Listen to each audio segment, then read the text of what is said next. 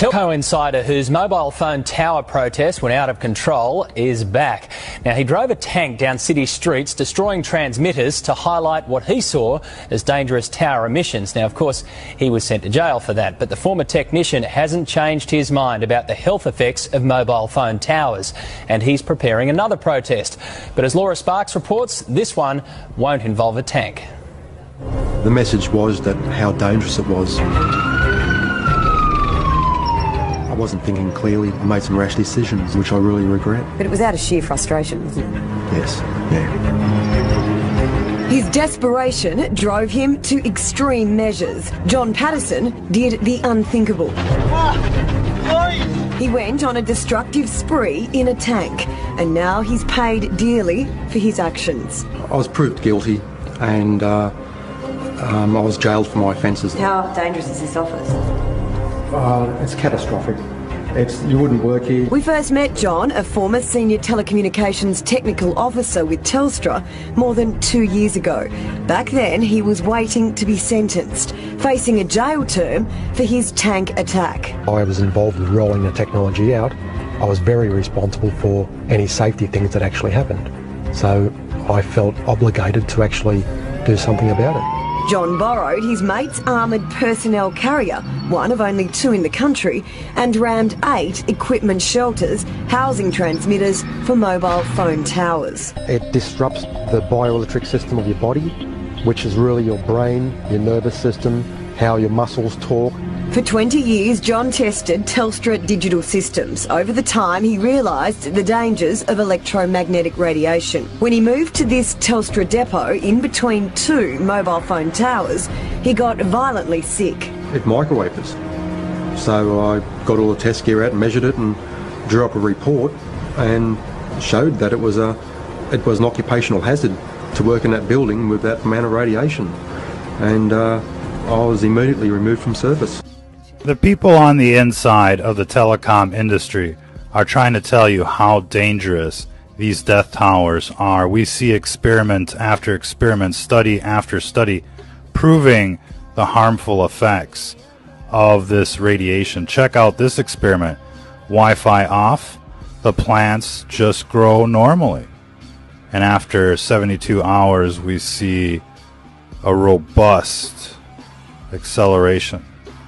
Here with the Wi-Fi on, there's nothing. There's no life. It's part of the eugenics program, ladies and gentlemen. And we're getting readings from inside the 5G core network.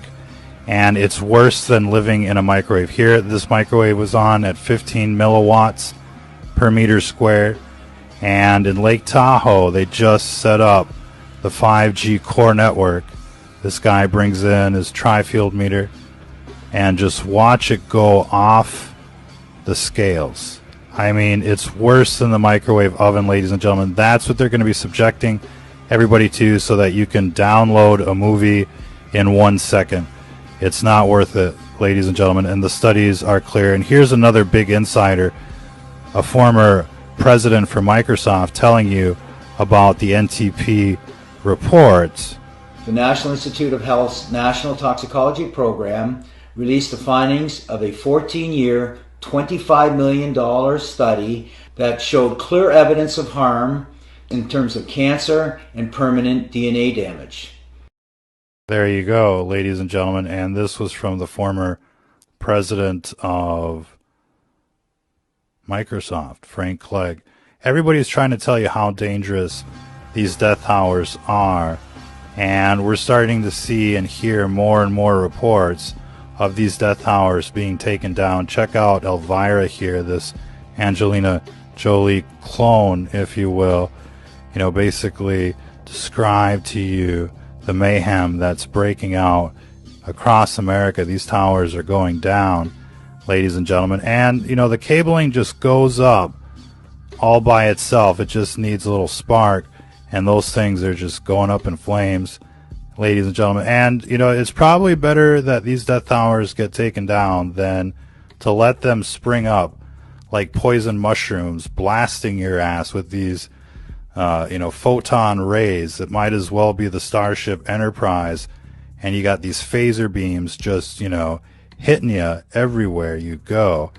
And they're able to track you in ways you can't even imagine these days. You think like all of this information, all these apps, all these websites, are just, doing advertising. Oh, you're so wrong. They're harvesting all of that data and they're selling it to big government, all of them, every single website. I mean, they're basically, looking for people that are trying to stay off the grid. That's basically how they entertain themselves these days.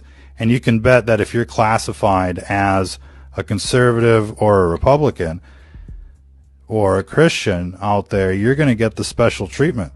You're going to get these beams focused on your ass. And, it's right there in the patents. You check out the MIMO technology, massive input, massive output, phase or beam forming and the like. I mean, they're just going to blast you like you can't even imagine. They're putting these things up everywhere. They're going to be like, every other house. It's going to be at every shopping center, every gas station, every shopping mall. I mean, everywhere, ladies and gentlemen.